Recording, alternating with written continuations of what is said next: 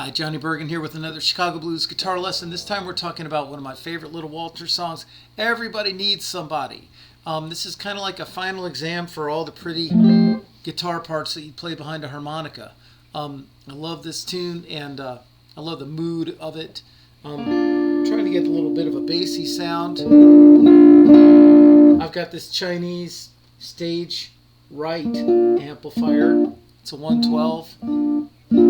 Just turned up the bass, turned up the gain. That's about it. It starts on the 5 with a kind of a joom, joom, joom. It's like... Notice I'm doing my little trick here. I got my pick here and I'm going... Then I'm going to switch.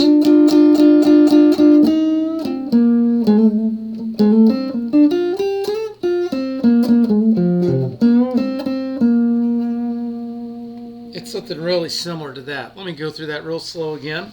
So what we did was we went in the 5. This is the B7th shape with the low E string.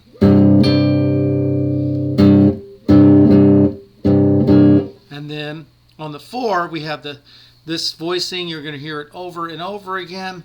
This is 3rd fret, 1st fret. It's the top part of your B flat chord like this. But not the whole thing. And now we're going to walk down to the middle of your 1 chord, the 2nd fret of the G string. So when you hear that note, you're dead in the middle of your 5, 1 chord. Make sense? So we went.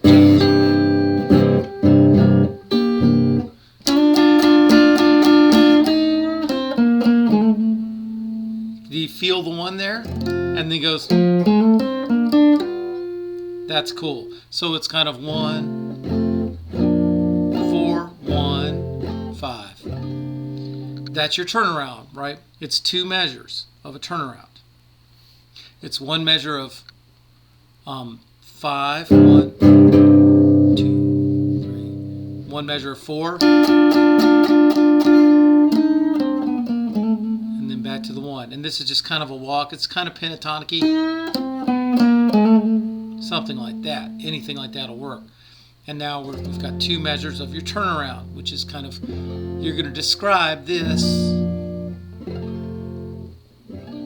But he doesn't play that because he's not playing campfire guitar.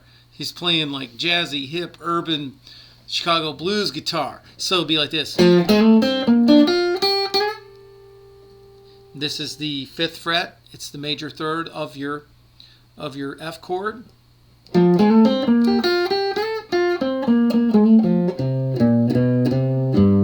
Guess what? That's the same note we started on. It's something real similar to that. He plays that lick over again.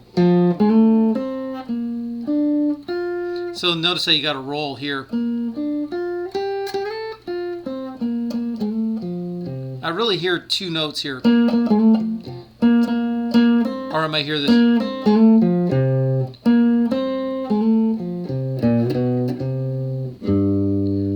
Whole deal.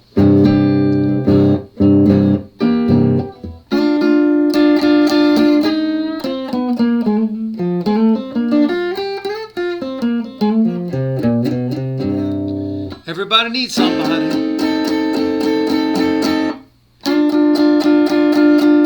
Quick change, right? So what he did is this little V shape. It's like your old campfire D7th chord.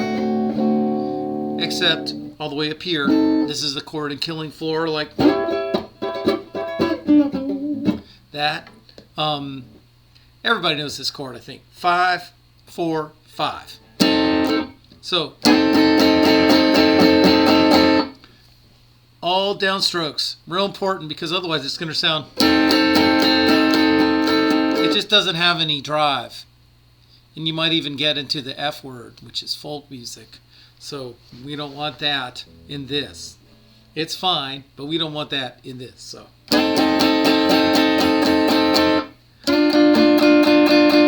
again, what's this? The top part of your B flat R4 chord, right? But don't play the whole chord.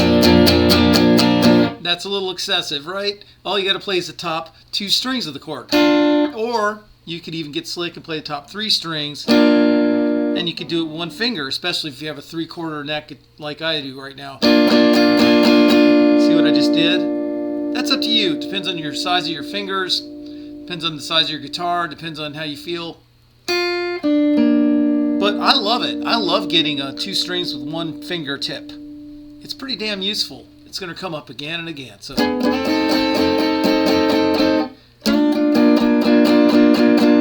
I guess it sounds better with just 2 this time.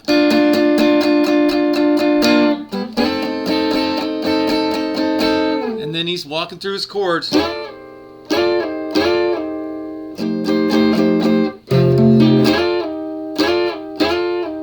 So this is an F9 with the low E string. Hit like that, and then everybody needs somebody. His other 4 voicing is this. See if you can walk into it to make it pretty instead of just somebody told me this was a chord. Well, express it. This is 7, 6, 7 on the G string. And that's the 3rd of this B flat, the other B flat. This is the main B flat. And this is the other one here, 6th fret, E-shaped chord. So we're going to walk into the middle of that and put this note, a 9th, on the top. That's the 8th fret.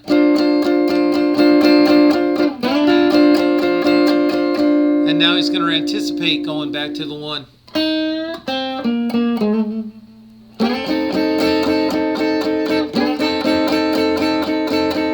And now on the 5, better be careful, pretty baby.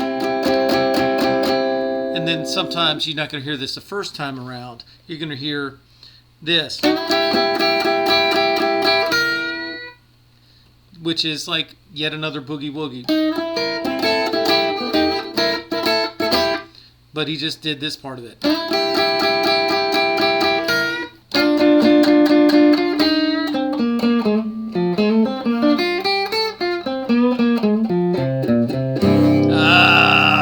That wasn't quite right.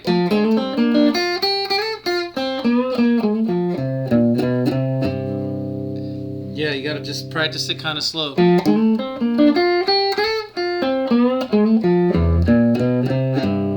Or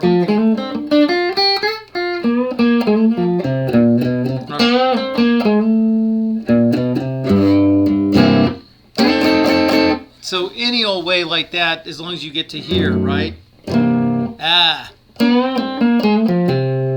It's kind of like the stuff in Got to Find My Baby, right? And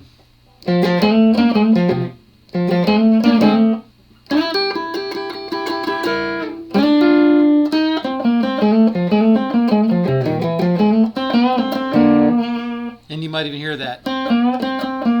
So let's play a little bit more.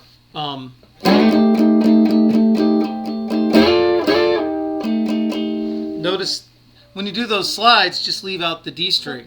Otherwise, put it in. This really backs up the harp. He even does a bit of that before he goes.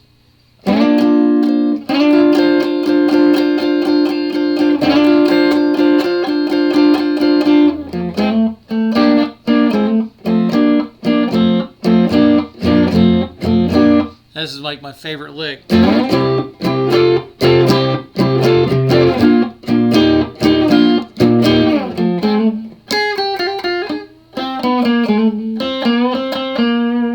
Yeah, that's just like Find My Baby 2. It all starts coming together. Hopefully this is a song where you can start putting things together. Or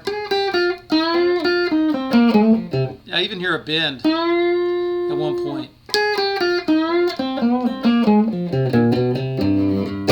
Yeah, check this out. This is amazing. Harp players will love you for it, I think. So this is an F chord, right? So here's an F chord. Leave out the A string, and then you got these 3 fingers. And now we got a roll. Now let's try it. You know who plays that all the time is J.B. Lenore, like Voodoo music. Voodoo music, all the driving crazy. But anyway, with this groove, it's like.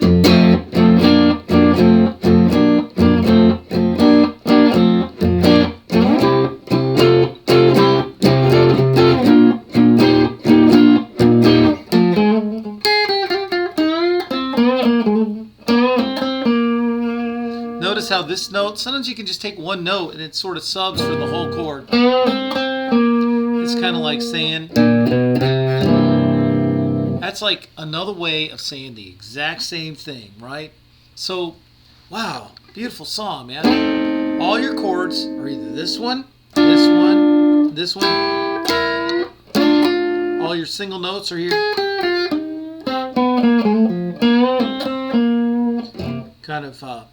It's kind of, it's just like Got to Find My Baby by Little Walter, 4th fret, 3rd fret. And that roll on the 3rd fret, D string and A string. And then 3rd fret, A string and A string and E string.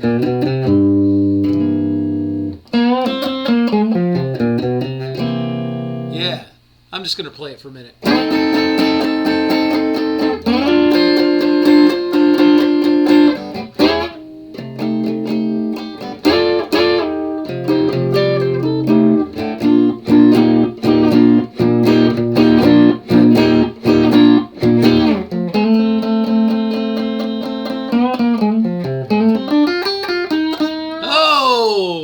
Yeah, at one point he actually does that during the solo.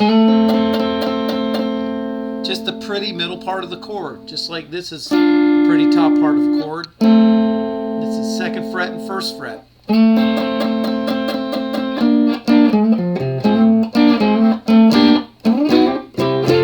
And then that's what I meant to play. Sorry about that. Here we go. Notice these little tugs. It's not really a bend, it's a tug.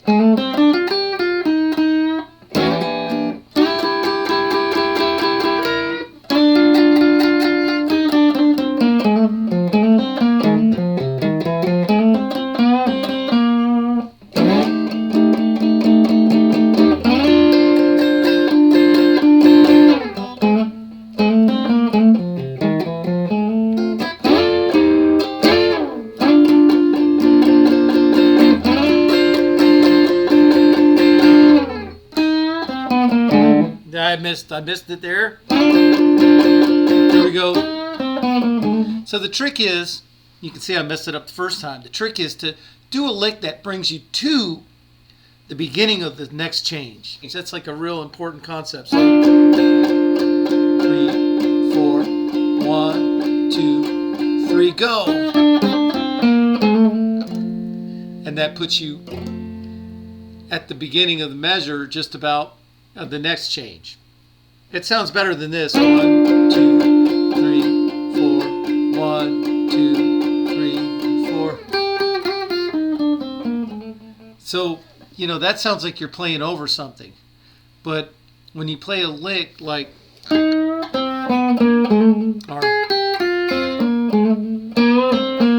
anything like that, you want to do it at the end of the second measure of the change that's leading you to your next chord. So anyway, I hope that helps you. That's kind of an important principle that I stumbled upon in the course of this lesson. So hope you guys dig this lesson and have fun trying to play this song. Any thoughts, comments, drop me a line. Join me on Patreon. Subscribe to my YouTube channel. Thanks a lot. See you next time.